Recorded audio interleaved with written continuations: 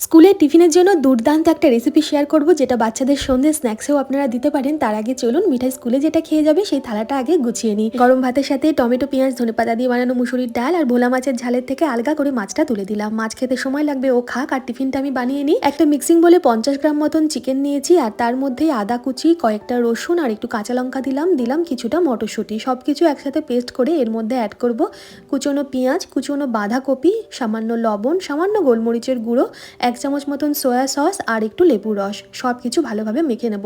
মিঠাই স্কুলে chicken allow আছে বলে চিকেনটা আমি দিচ্ছি। আপনারা এই চিকেনের জায়গায় সয়াবিন বা একটু পনির দিয়ে একইভাবে রেসিপিটা তৈরি করে নিতে পারেন।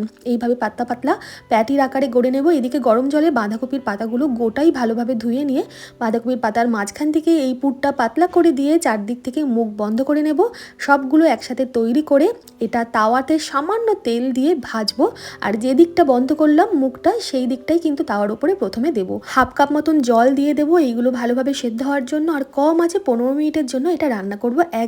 এক পিঠ হয়ে গেলে এটা উল্টে দেবো।